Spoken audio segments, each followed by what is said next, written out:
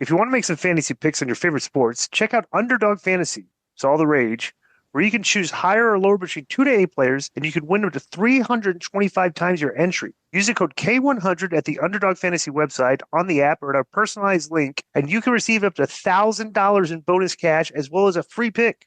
Underdog Fantasy offers a unique approach to fantasy sports, and it's a simple pick 'em style format. You can select players you believe will outperform expectations without the complexities of traditional daily fantasy sports. The user-friendly interface and growing community make it easy and fun to play, plus it's available in over 30 U.S. states. We will share our picks for you every week on K100 Sports. You can follow along or play against us. So use the code K100 at UnderdogFantasy.com on the app or at the link included in the show notes and receive up to $1,000 in bonus cash plus a free pick. UnderdogFantasy.com. It's an underdog thing. Did you watch AEW Dynamite? Yes, I did. All right. Let's talk about AEW Dynamite. Okay. So they're in a small little arena. It's called the Front Wave Arena. And there weren't a lot of people. It's like a few thousand people.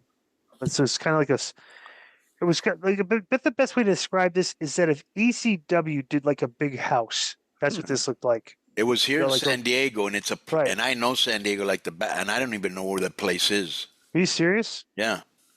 Wow, that's pretty crazy. Yeah. Okay, so they did a big thing at the beginning where Adam Copeland. I just want to go over because this is funny. You know how we talk about how like they never really get any heat on the heels, like the baby faces get the heat on the heels. This is a funny show for that concept. So Adam Cole, the ambulance backs in, and Adam Cole gets out of the back and said addressed the Death Riders and said this was their ride out of the arena tonight. So this was actually funny. MJF was okay. So they showed MJF. He's lying on the Hangman's page is supposed to be coming up next. So they showed MJF lying on a table getting what we thought was a tattoo removal. Right. Okay. And he called the people spoiled, called them out for chanting cowboy. The only letters that matter to him now aren't AWF, but they're MJF. And Hangman Page was showing riding into the ring with a pickup truck that had bull horns on the hood. I like that, kind of like JBL. Yeah. Yeah, but remember how we talked about like stereotypes? Yeah. Oh, he's a cowboy. You got to have bull horns. Yeah. And butterfly jeans. Right. Yeah. Was he wearing butterfly jeans? No, he don't have the butterfly jeans on. No, he does before, yeah. But he was advertised for a match. He came in his shirt, jeans, and boots. Right. And went straight to the ring. And just took off his shirt, right. For his match, okay, which is kind of weird. But the thing is, I want to go back to this. They showed that thing at the. Well, they're trying to show this guy's walked out of the car, walked into the ring, just took off his shirt and whoops him. I'm talking about the MJF thing. Yeah. At the end of the Joe, pull that up. Like, what were they doing? Like the gimmick was he was supposed to be like he was getting tattoo removal. Yeah, that AEW thing.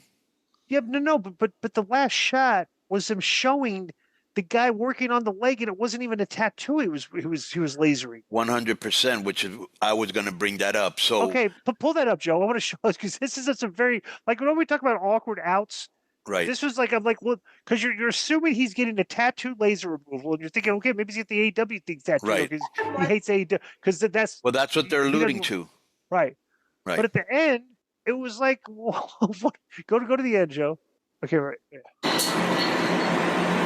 what is that? Bro, how hokey is that? So basically, listen, this is what they're doing. They're alluding that they're taking the AEW tattoo off. Right. But it could have been his other leg because we never actually saw that. They didn't see him to actually do it, and they showed like at least show the AEW tattoo, and they're lasering it over it, even if he's not taking it off. But no, it could have been their other leg, or are they trying to say that when they showed the leg, it was already gone, but there would be scarring or something. You know what I'm saying? They showed like the last stage of the removal, but I agree they should have showed it half or something like that. Yeah, it wouldn't look like that. Yeah, that was weird. Right. Yeah. So Paige go straight to the ring for a match against Aaron Solo, and he beats him up in a minute. So he grabs a chair. Like, this match was completely unnecessary. So he grabbed a chair and a microphone and said 3 things he hates the most: to run out of biscuits, English ivy, when some idiot in a spray tan spits in his face. He demanded MJF come to the ring. MJF walked out with a white towel that had blood on it, we were assuming. He called Page a heartless maniac and sarcastically said he wasn't even sure he had a prayer revolution a week from Sunday. Then MJF pretended to walk to the back, but turned back to tell Hangman he needed to go check on his friend. So then they show a shot in the back, and they cut to the shot too quickly because it's Chris Daniels lying against the bleachers backstage, bleeding. But when they went back to him, you showed him bleeding. He was like cutting himself. I don't think he was blading. He was hitting his head. Oh, hit his head, trying to make himself bleed more? Right. Okay, so which was not a good shot. No. So then, bro, that's what I said. For production meetings and stuff, like they cut to the scene too fast. It's just like, I don't know. Konnan, what would you have done to the guy who cut? There's three people to blame here. Okay. Right. Now, Chris Daniels will protect the business. He's very professional, and I know he didn't mean that to get out there, and he's probably that himself, right? And I understand there's probably bloods in his eyes and he's selling with his eye closed. But, dude, you got to have your eye on the camera so they're not filming you while you're hitting yourself on your head. So you have part of the, then the other part is a cameraman actually showing that. But the third part is who's in Gorilla? Tony. Tony's the one saying, do this shot. And he has access to all the cameras. Right. Okay? So this was a three-way mess up. But I'll put most of the blame on Tony. No. Okay, so that's mess up number one. And let me just say another thing. These are the little things that drive me crazy. So he comes out there, what's this guy's name? MJF with a bloody towel, right? Meaning that he's the one that beat up Daniels, right? Yet his hands were pristine clean. Right. Bro, you can't. I mean, that didn't occur to anybody that your hands should have blood on them, not the agent, not you. Why would he have the towel? I think maybe that's what they were trying to say, is that maybe. So what do you do? Beat him up with a towel and not? No.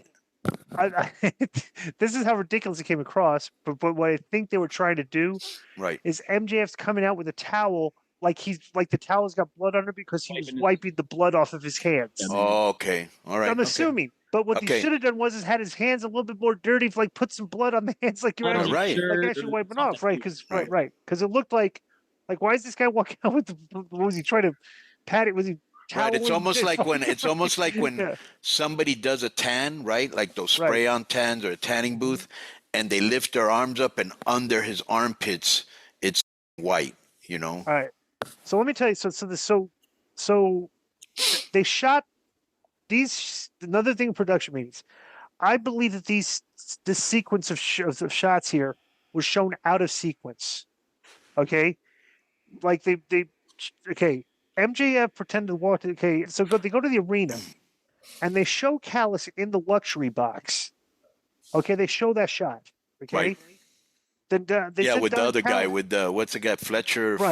Right. Don Callis put a bounty on the head of Will Osprey, who will face Brian Keith later.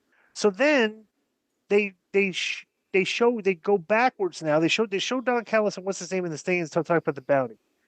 Then they go to a video of Jericho beating Bandito, okay, from Collision, Ring of Honor, whatever it was, okay.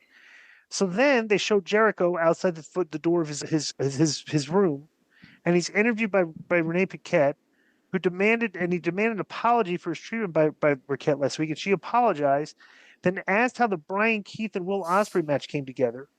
Then Jericho quickly introduced Callis.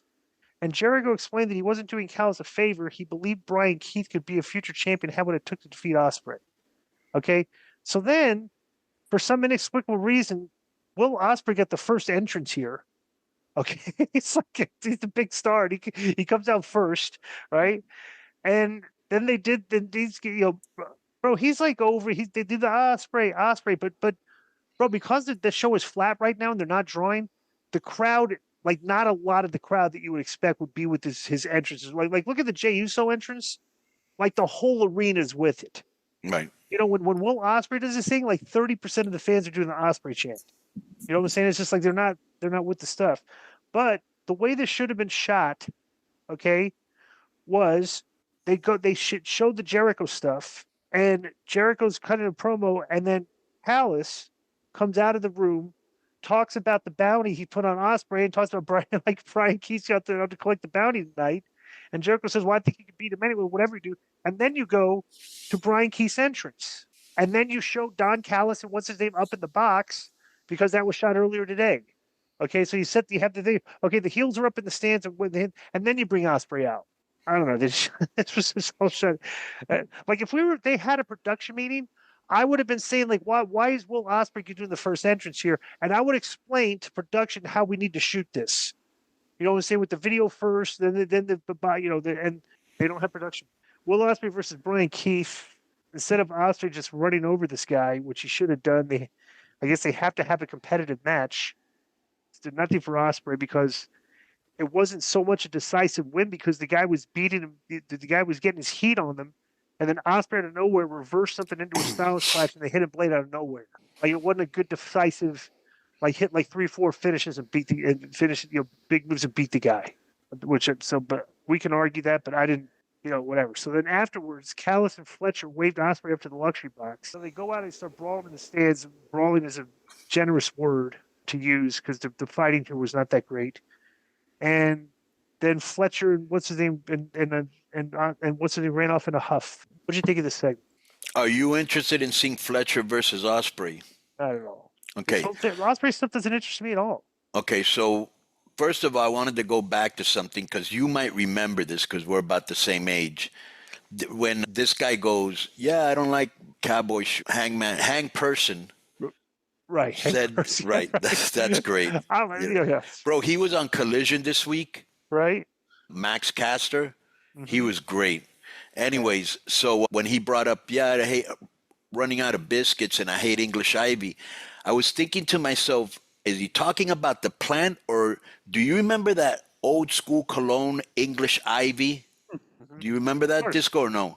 Yeah, I wonder if he meant that because older guys usually wore it and it was very strong. Maybe it's an inside joke. But anyways, here's the thing. Jericho did a good job of talking up Bounty Hunter, but nobody was buying it, okay? Right. Now we see that he's in cahoots with his old friend Callis because he was in the locker room with him. And they're both after Osprey. I don't understand something, Disco, and if you can explain it to me, I'd be very happy. Why does it take 11 minutes for your top guy to beat a comedy figure, and he's like the third guy in the learning tree? And he actually gave him a lot. Okay, he stole the win out of nowhere. So he finished once he reversed something into a Styles Clash and the thing. Joe, pull up the next segment. The Mercedes Monet segment here for me, okay? They showed a video of the timeless Tony Storm, Mariah May stuff, and Mariah May's attacking Tony Storm, and they said they would update Tony Storm's health on Collision on Saturday. So this Saturday, Konnan, are you going to be watching Collision to get an update on the Tony Storm's health? 1,000%.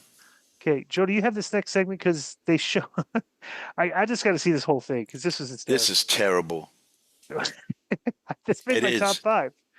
This may be top 5 because for comedy. But bro, somebody tweeted, I forget who it was, with these controversial internet guys.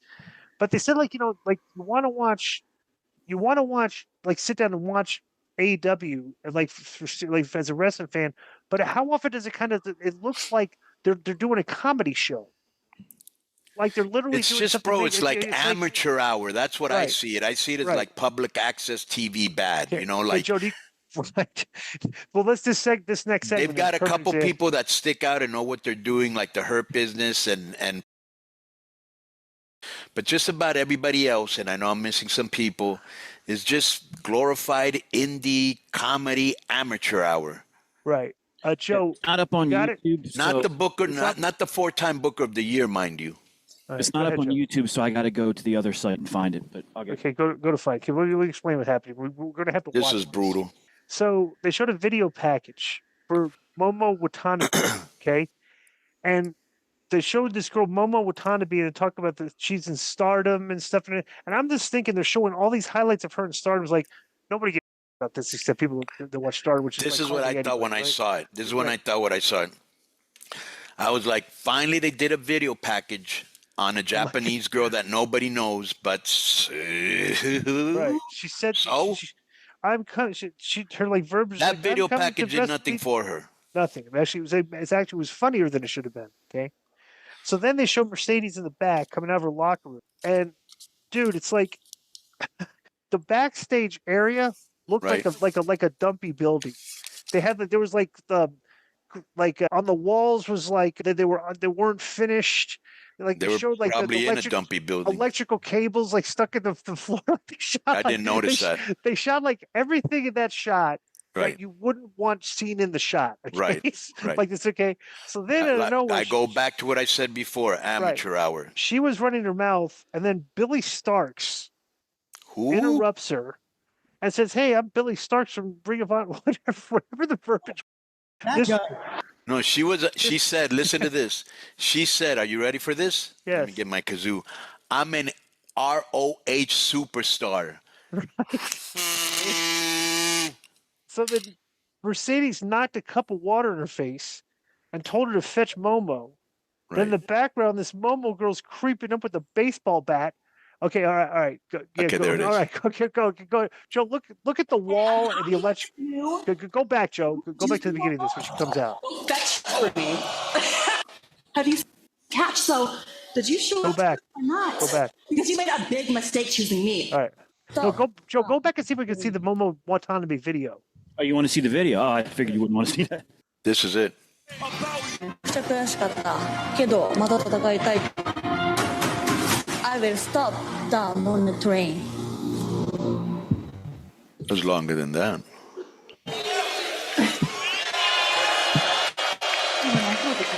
Because Oceanside Central to North CEO. Now, Momo, I'm here to make things real quick because I have deals to seal and the plane to catch. So, did you show up tonight or not? Because you made a big mistake choosing me to face at AEW Revolution. Hey, kid, have you seen Momo? Hey, I'm talking to you. Look, just press pause, Joe. Momo? Cody, do you see they're showing in the shot? Like instead of bringing the camera up, they're showing all the cables on the ground. Yeah. Right. That's a no-no. But here's the thing. When you're a producer, so people know when you're a producer and you're shooting stuff, you don't want that coming out. Right, okay? Of course not. Right. And here, let me say another thing. This girl looks so bland, like she's got no Purple real hair. personality. She's wearing a fanny pack. She's dressed like not a star. Look at how Monet dresses. Right. You know, like is right. this? She says nothing interesting. But go ahead. Go fetch her for me. What? Who do you think you are? Who am I? I am the blueprint, the standard, the conversation, the CEO, the greatest TBS champion of all time. 4 belts, Monet. I think you forgot one. What's that? Narcissistic. Come on, Mercedes. You know who I am. ROH superstar Billy Starks. Future women's champion. My titles. If I were you, I'd watch your back. My back?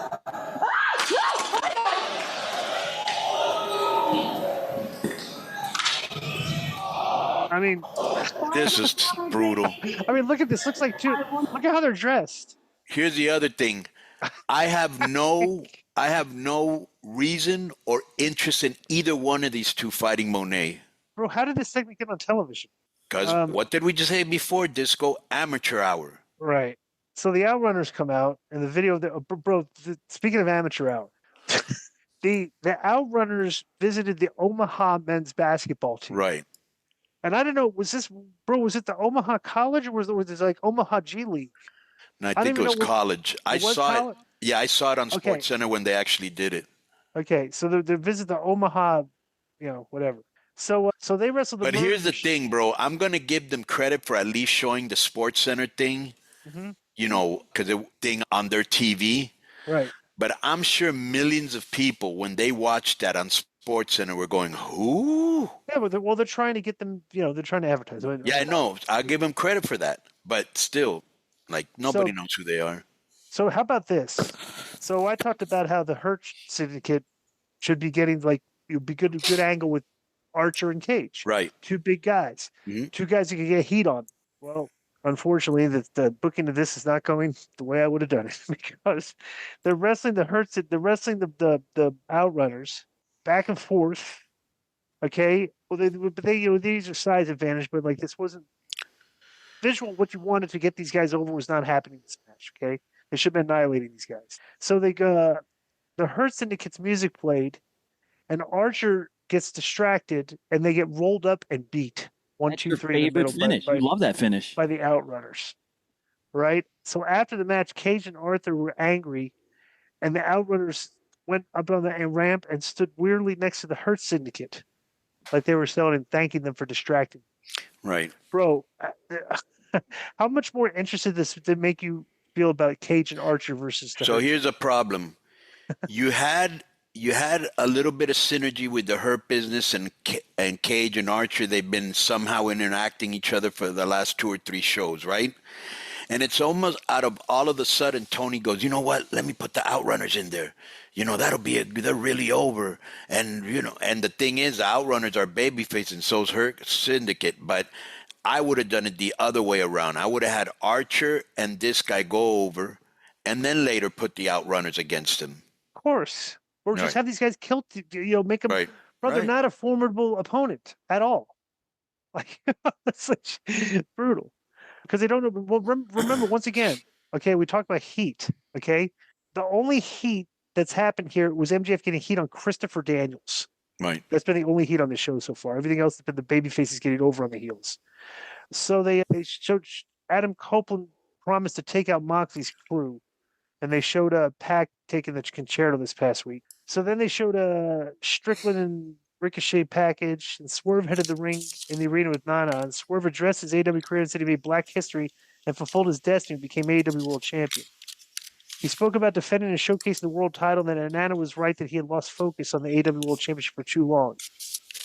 Swerve then said there were some wrongs he had to right before he could be champion again. That starts the bald-headed man wearing a jacket that doesn't belong to him. Ricochet interrupted and told him that he was done with them and that he had already had his chance. He said, "Winners don't chase losers," and made references to the Chargers leaving this broadcast town. Then Ricochet revealed he was wearing the Eagles Super Bowl hat.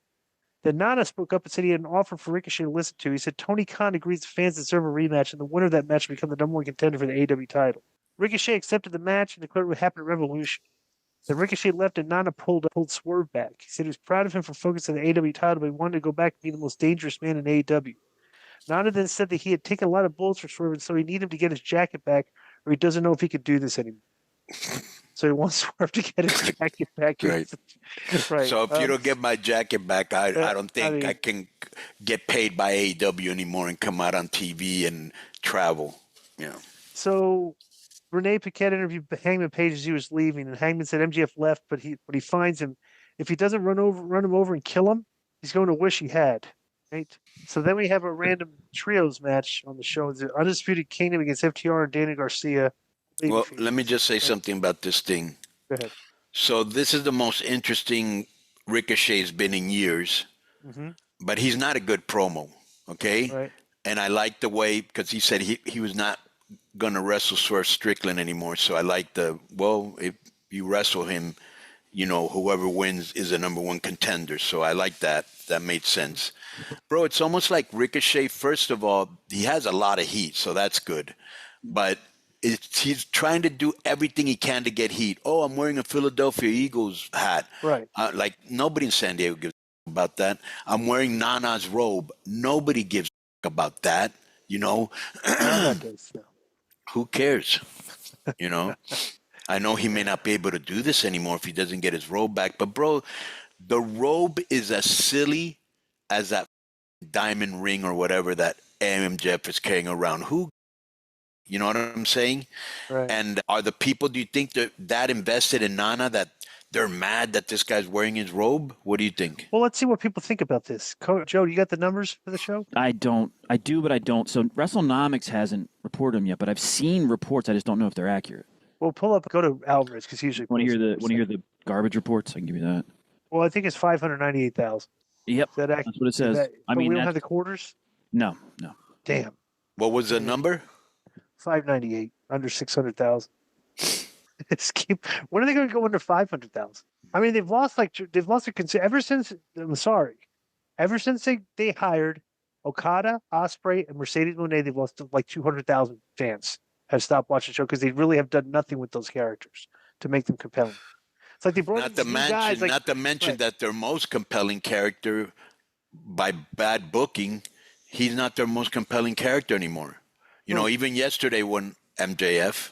Right. Oh yeah, right.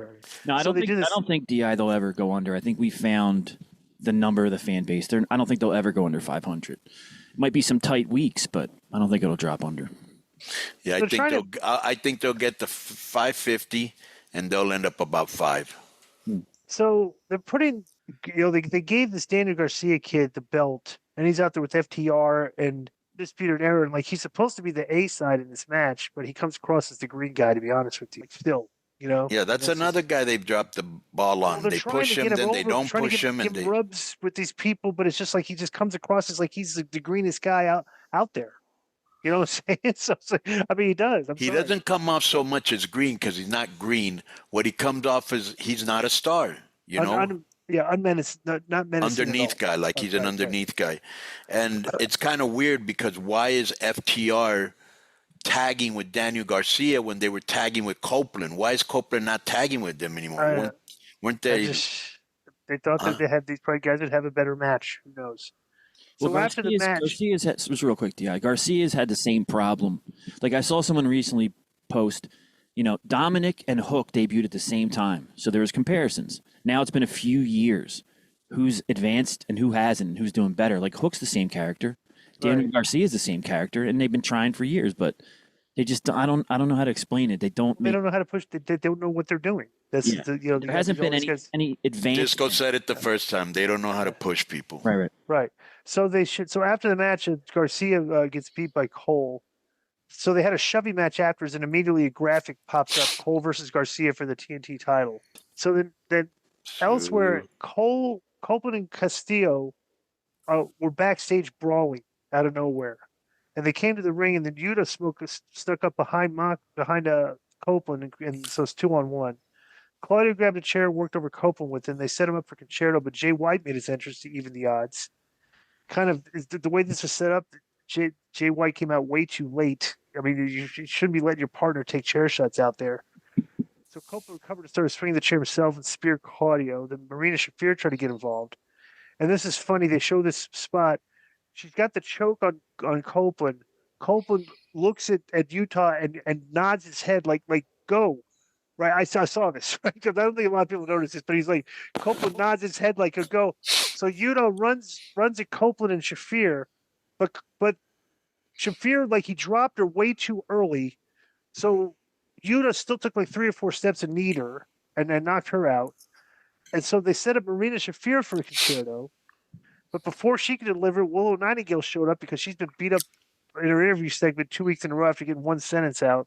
And she gave the Concerto herself. So the heels just get annihilated here by the baby faces. And what did you think, Konnan? What do you think about the heels getting annihilated here? It's like it's kind of about time, but here's the problem with me, dude, and I don't know where you're at. I think the most interesting guy in this whole thing is Copeland, and he's the only thing kind of keeping it interested.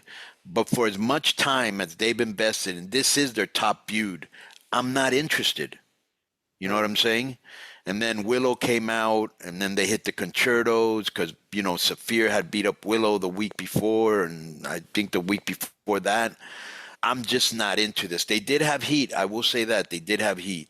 But are you into this? Are you like Are you asking me like a rhetorical question? How can anybody be interested in this? Well, that's exactly what I think. Right. I just wanted to play it real quick, Di, so Patreon could see the nod that you meant, because as soon as I put it on, I caught it. That's a very dangerous position to be in, Taz. Yes, especially with right there, the nod there. Yeah. Nice camera guy. Yeah. Show them he gave the Iggy a minute that he should need. I don't know. Yeah, but in his defense, the camera guy doesn't know he's going to wink. Oh, the funniest thing about this was Moxley selling at ringside. Like he was all distraught that his boys were getting annihilated, right? So, and by the way, people think we're hating on this show and everything. Bro, the show wasn't good. 598,000 people. It's nothing. It's like, and I would imagine. Right. If you go to, let me say something. If you go to a movie and you say, I didn't like the movie, are you a hater? No, you didn't like the movie. Bottom line. I would suggest, I guarantee the ratings of this show probably look like another ski slope. Like, like Me people too. cheering off. Yeah. But I am interested in seeing what the main event did because I've always said you got to put names in the main event. And Well, we need to get Harley before we get to the main event. We got to get Harley Cameron to win because she's getting over. All right. She beats Deonna Purrazzo. That was it. So let me just say a couple things. I'm very happy for Harley Cameron because she came to work in Mexico with QT. She's very professional. Very happy to be there, and she got over as a heel with QT. QT was very over as a heel. And the problem is that she's still green, but when you're over, people don't get it. But she's still green. She does things not with a lot of confidence as a green person will do. I feel bad for Vendetta because I think Donna Purrazzo, especially in Impact, she had a good look, can wrestle, and her and Taya together, they look like money. And Taya's probably the most charismatic girl on that show, and they do nothing with them, So I feel bad for Vendetta, but Cameron's getting over. I don't know why she isn't talking or doing the puppet skits or, whatever. She did on Collision, I think. She did, yeah. Well, let me give you the take of the guy that reviewed the show. This is actually, I would not disagree with this at all. Right. Harley is still a work in progress, but she has a ton of fan support. Hopefully she continues to improve and gets reps in the ring on TV. That right there is the problem with this show. Okay? She's over, but she's green. Right. Like if this was WWE, she'd still be in NXT, getting reps, getting ready for TV. But here they just put these girls on TV, and it's like because she's got bro. The only people that get over on this show, okay, like out of everybody, like even FTR and these tag teams, they're not really that over. The characters that are over are the characters that have personality, even if it's kind of over the top, if it's corny, if it's just personality, they're over. Right. Orange Cassidy has kind of personality with that corny gimmick. Darby has personality. Max Caster has personality. He's getting good heat. Harley Cameron has personality. Tony Storm has personality. Like these are like the characters. Wait. How about Billy Starks? She's a Ring of Honor superstar. Oh, my bad. How about Watanabe? Momo, Yeah. Wontons. All right. So next, main event time. Orange Cassidy versus Takeshita. This is the type of match that I'm not a fan of, but their fans loved because a lot of false finishes and they were fighting for something, the chance to wrestle Kenny Omega. And this was a title match, correct? This was a title match, correct? Yeah. So this is AEW. This is a main event match that's for the championship. International title. Yes. At least they got that right. That they put the title match in the main event. Like this could have randomly been any other point in the show, but at least they got this right. But they had a good match for their fans, with a bunch of false finishes. But Takeshita goes over, and there's no surprise there. He just celebrated Don Callis to close the show. So it's going to be Kenny Omega versus Takeshita in a match that I couldn't care. And no, there was no Kenny Omega fun. He wasn't on the show. No interview or nothing. He'll probably bring him in next week. But here's a problem with this match. The match was good because I got and watched it all, and plus I always like to hear what Don Callis has to say. And side note, he's still in San Diego, and we may get a bite to eat. But anyways, I liked when Takeshita crossed Orange's sunglasses, and then he pulled out a second pair, and then he took it away from him and gave him the Callis. But here's the problem. Bro, Takeshita, as technically sound as he is, has no charisma, bro. He's got that Joe Biden, Melania Trump charisma. I'm gonna disagree. Yeah. I don't think he's technically sound. Let me tell you why I don't think he's technically sound. Because he's a thigh slapper and his strikes don't look good. Okay, thigh slapping and the forearms all right. That's not technically sound. All right, strikes but everything else is, Yeah, it's just like all the moves. The move says he does good power moves. He's strong and athletic. Right. Okay, but. He still That's a good point. I'm not going to argue with that. That's a good point. Yeah. Like he still has a lot of stuff to work on. And I think people have probably you drank this guy's cool or they're putting him over so much that they don't, when they're watching his matches, they're not seeing a couple of the obvious flaws in his work. Bro, this is supposedly one of the best workers they have. And he's got gaping holes in his work with the strikes and the thigh slapping and stuff. And it's Don believes in him big time, and he's actually 13-year veteran. Disco. Show me a time when he's thrown a good strike. Yeah. It's not. Sorry. I don't. I would never wish for anyone to lose their job and stuff, and I'm glad Don's had a lot of success. But I miss having him on the show, and I can't wait to hear about this time period someday. Yo, what's up?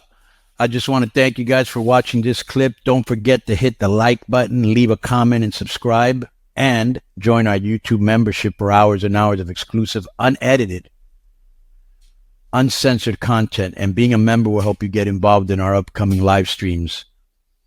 Thank you for your support. Thank you for riding with us. I know you got a lot of other podcast choices, be it wrestling or other ones. And thank you for picking us. Boom.